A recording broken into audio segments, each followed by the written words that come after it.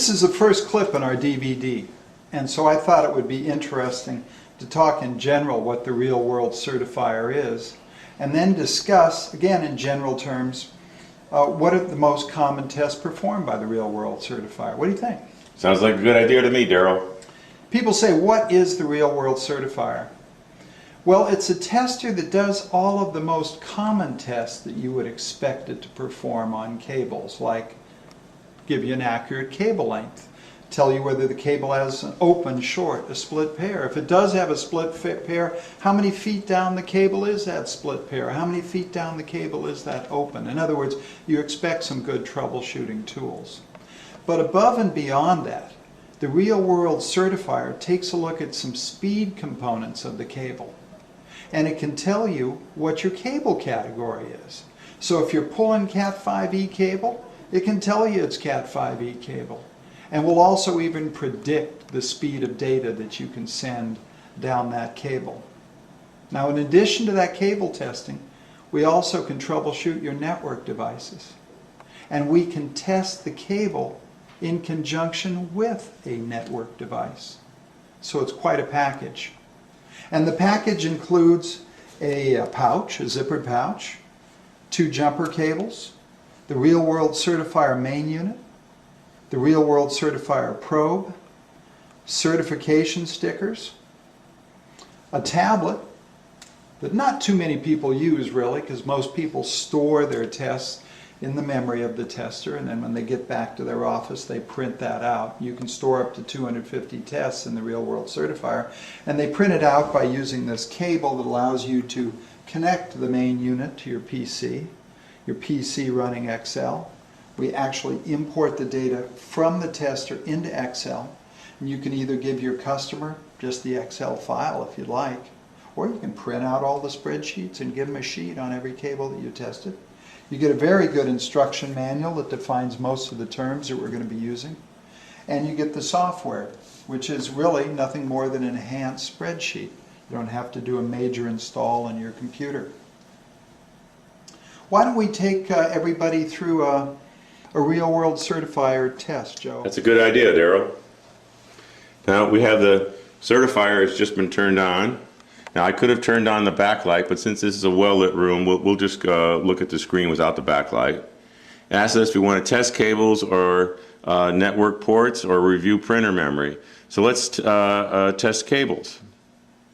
Now our first choice here, do we want to do a real world certify or a basic cable test? Now our basic cable test, we do everything everybody else does, split pairs, opens, shorts, but in addition we also do distance to split pairs. In other words, if there's a split pair in the cable, we can help you find out where it is and repair that cable. Now when we go to real world certify, it does all of the basic cable tests, plus it also tests crosstalk, and it tests the cable type, and allows us to predict the speed that the cable is going to run at. So here we go, real world certify. It tells us to uncoil the cable. Now the tester can actually tell if the cable is coiled or not, because if it's coiled, there's more crosstalk, and it makes the cable category be a little less than it really is. You know, here's really the first big Y in the road where we are different than the other guys, isn't it? Because how many cable installers use that last 20 feet as a coil, stuffed in the wall, maybe with a tie wrap around it? We'll show you the difference in the performance of your cable if you use techniques like that, and it really makes you a better installer when you have a tool like this. Right, and you know, coiling the cable was probably all right for 100 megabit networks, but when you get to the gigabit, where performance is more critical. Now we're going to plug in the cable. It tells us to plug into the left port, and we press more of the test.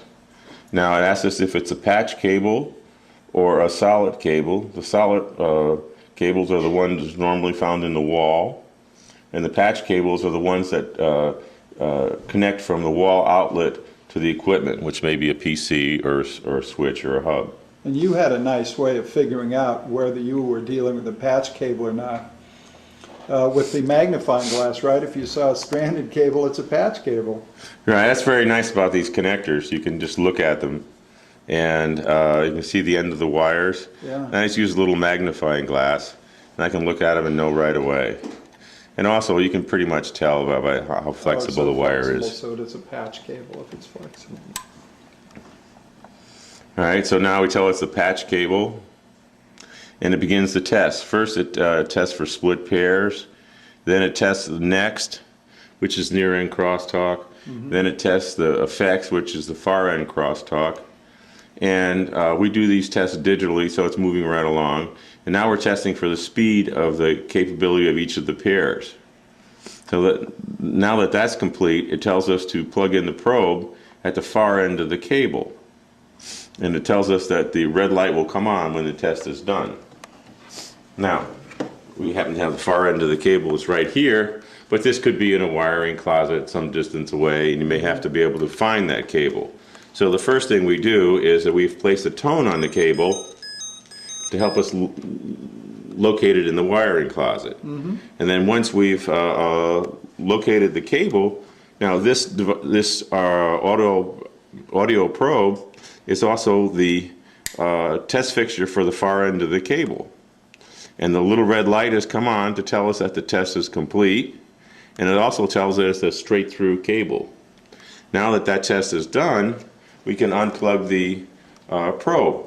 You know, Joe, I can't tell you how many calls I get with people thanking us for putting that red lead there, because they walk to the far end of the building, and if it wasn't for the red lead, they'd have to leave the remote there, walk all the way back to the main unit, see if the test was done.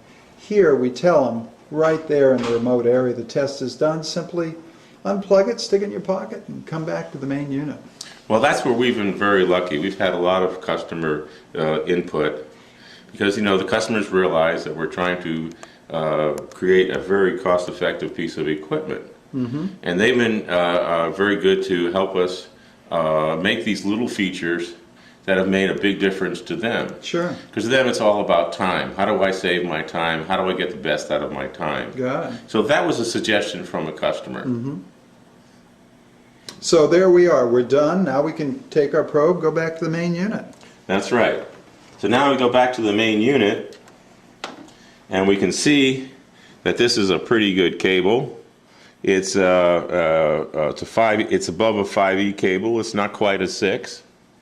And you can see that it's closer to the 6 than the 5E, so you know it's a pretty good cable. And of course we have passed in big letters. Yeah. So you know right away that it's passed all the basic tests, and here we give you your speed, or your cable category. Yeah, and the nice thing about it is it's a graphics output, so if the customer wants to see this, it's in a form where the customer can understand it. Now, you know, we should point out here that a lot of the early real-world certifier customers are now seeing a totally different tester. In the early days, they would have seen screen after screen of data prior to coming to the cable category screen. But to speed things up, what we've done now is we've bypassed all of that. We haven't shown it to the customer unless they want to see it. If they want to see it, they have the choice to review it or save it in memory. So it's a big difference for our early customers. Right, and that was a input from our customers. Right. They said that, look, if it's just passed, that's what I need to know. Right. All right. Now, if the customer wants to review the data, he can. We allow him to review it, so he presses review, and the data is there. Sure. And then, you know, again, you see the screen where it gives you the cable type. It shows you that it's capable of a gigabit, and it's really good cable. So you can see that it's far beyond the spec for a minimum spec for 1,000. All right, this is a 50-foot cable, and the delay is 76 nanoseconds, and the skew is 5 nanoseconds, which is the difference in delay between pairs. Well, you know, at this point I always like to grab the tablet, don't I? Now I know customers don't use this tablet too much because they store their results in memory and they print it out when they get back to their office on their computer's printer. But what's handy about this tablet is you could follow the screens and fill out the data if you wanted to give your customer a quick takeaway receipt for the work that you did per cable. Here you would fill in cable category by filling in the graph. You would fill in the predicted speed, the cable length, but here's where we're at right now, the delay and the skew. You show the delay of the cable at 76 nanoseconds. The tablet says you've got 555 to play with. So right away we know we have a pretty good cable. You show the skew at being at 5 nanoseconds, and of course the standard allows for 50. So right away we can start sensing we have a good cable. Yes, and if we were out of spec, the meter would have immediately flagged the error. Okay. So now let's continue with our review. And here is a summary of all the tests that were performed.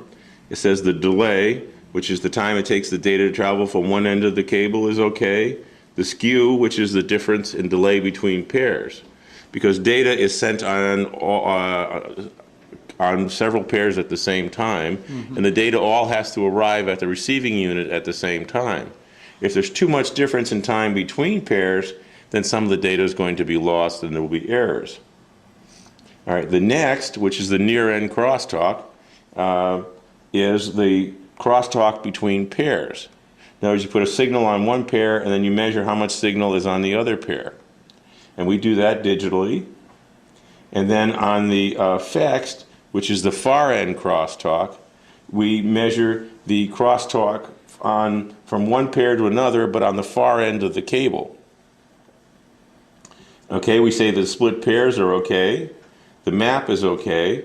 In other words, it may be a straight-through cable or it might be crossover cable, but it's one of the accepted configurations. It's a patch cable, and the tolerance is 87%. In other words, it's 87% over the minimum spec for this cable. And you know, for viewers that are worried about writing down all these notes, they can simply open up their manual, and we've attempted in the manual to have a glossary of terms as you see them appear on the screen. So we talk about, well, length. What does length mean? What is propagation delay? What is skew? So we invite you to read through the manual at your convenience, and especially at the end here, I think, where we show you how to build a proper category 5E or 6 cable. That's right, Darryl. And now we continue with our review, and we can see the map. Now the map tells us where the pairs on the near end connect to the pairs on the far end. In this case, we see that pair 1, 2, in other words, pin 1, 2 is connected to 1, 2 on the far side. 3, 6 on the near side is connected to 3, 6 on the far side. And it tells us that all the pairing is proper, and there's no split pairs, no shorts, no opens. Now over here, it shows us the delay for each of the pairs. It shows us the skew, which is the difference, and you can see that one pair is, of course, 0. One pair only has a 1 nanosecond skew, one has 3, and one has 5. And now we're back to the beginning, which shows us that we have a very good Cat5e cable. You know, we were talking about how with this tester in today's version that we're allowing the customer to skip all of this primary data and give them the choice to store it or not, or review it. And of course we've just reviewed it screen by screen. But if the customer chose in the field not to review it, instead to go back to their office and print it out, what they'd get is a printout like this. Now I just want to cover up these bottom 2 graphs, because these bottom 2 graphs have to do with level 2 testing, and we're going to talk about that in a minute. Very good idea. We'll keep that secret for now. But for level 1 testing, exactly what we've accomplished on this 50-foot cable so far, this is what your printout looks like. Now this is a bit of a different cable, but you can see that all of the information that we went through is recreated on the graph, including all of the timing, the propagation delay, the skew. The wire map appears right here, and the cable category as it did appear on the tester in graphical form, along with the predicted speed of data through the cable. Now, this would have been stored in your tester. You get back to your office again, you import it into Excel, and then you print out a spreadsheet, and there's one spreadsheet per cable. Now, why don't we go on, instead of storing this, like most people would, and move on to the next cable, let's continue on with this test right into level 2, Joe. Good idea, Daryl. Now, of course, most people would be stopping at certifying the cable itself, but there are those customers who want to really see the cable working with their equipment. Okay. And we can do that. So we just move the cursor down to certify with port, and we select that. It tells us to plug in to the port, and it tells us that a gigabit port will certify at 10 meg, 100 meg, and a gigabit. Now, you know, I've been told this is one of the things that makes this unit so friendly. It might seem obvious that if you wanted to connect a port and real-world certify to a gig, that you need a gig device to do it. But let's say you only had a 100 megabit device. This is just reminding you that if you want to real-world certify to a gig, you got to have a gigabit device. Right. And so, you know, but if the customer has a gigabit port and he wants to certify to a gig, he can use his, his 100 megabit port. Now let's go certify. All right, and now it tells us we have to plug in the device. So we now plug into the port that we're trying to certify with. And you look at the screen here, and it's starting to talk to that port, and it's getting more and more information. Now here it is complete. It tells us that this port is capable of 10 megabit full duplex, 100 megabit full duplex, and a gigabit full duplex. You know, this is the kind of thing that really makes my eyes light up. I see so many people who are testing cables with this tester that look at it as primarily a cable device, and then they get a screen like this that pops up, and you can actually go and read the link pulse of your network device, and it'll tell you exactly what the capability of the device is. It's a strong feature, isn't it? In fact, some people just use this device for that feature.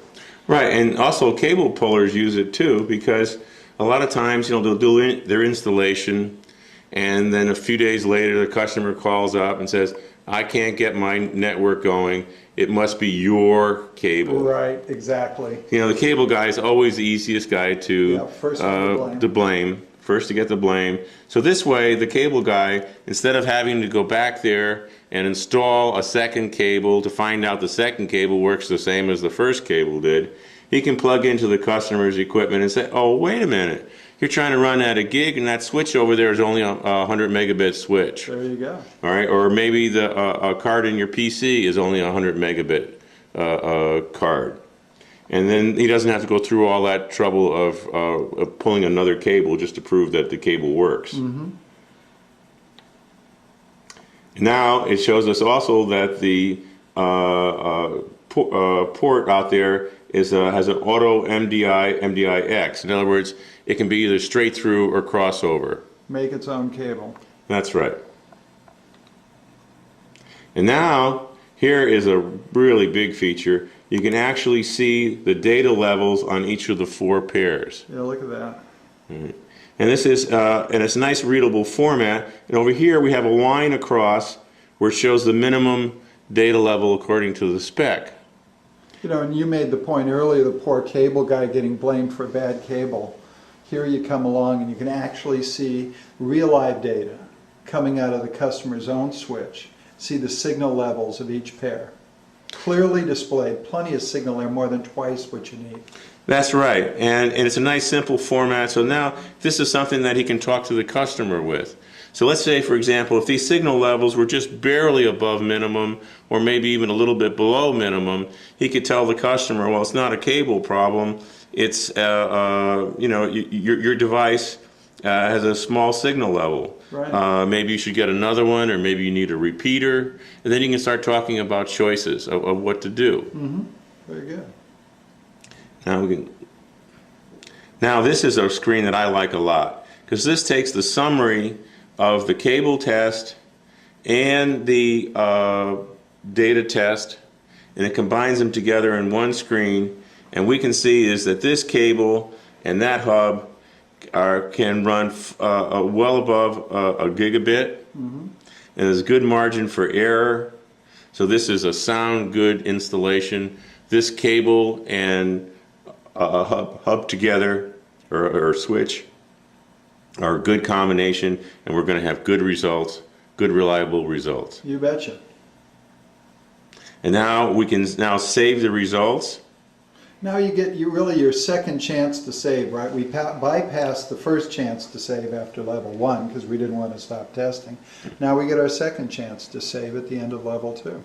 Right, now we can save up to 250 readings, and we can print them out later. Or sometimes, let's say if there's a marginal situation, you may want to talk to your supervisor who may be on the other side of the building doing a different part of the installation. You might say, hey, well, look at the data here, you know, this is pretty good, this is marginal, what should we do about this? Right, because you can look at it after you've stored it. Right, now let's save the reading. Now if we look over here, it tells us, you know, to press select to save, so we just press select, and that was reading number 9. Number 9, so we have 9 tests that are stored in memory, and now let's just go ahead and shut off the tester. We aren't going to lose our readings because they're stored in flash memory. In fact, you could even disconnect the battery from this thing and the readings are going to be there. That's right. And we can now print out the readings, or we can go back to the original menu and review the readings. Let's say, for example, the readings we took upstairs, we can take a look at those and talk to the customer and say, well, you know, reading number 1 and 2 were pretty good. 3 is kind of marginal. Maybe we ought to do a little more work there. Sure. Maybe that's, you know, you'd like us to install a new cable for that one. 5 and 6 are okay. 10 through 20 need new cable. You know, that kind of thing. So test 9 was a level 1 and a level 2 test. That's right. So now we're going to pretend that this printout is that particular test, and that we went back to the office, imported it into Excel, and printed it out. Now we can uncover the level 2 part of our printout. And as you can see, we're showing you a graphical display of the signal levels that you saw when you were running the test. Data signal levels. Notice how we clearly label it port here, clearly label it cable up here to differentiate between the cable test and the port test. And then this is the final speed prediction, taking into account the capability of the port and the cable. Well, we've covered a lot of ground in this video clip, haven't we? Yes, we have, and I hope we showed you the capability and how user-friendly this is, and how the graphics really help you bridge the gap between the installer and the customer, because as you can see, everything is simple and straightforward. The graphics really help you to be able to talk to your customer so that he understands the situation. You're not trying to snow him with a bunch of dB this and dB that. Very well said. Thank you, Joe.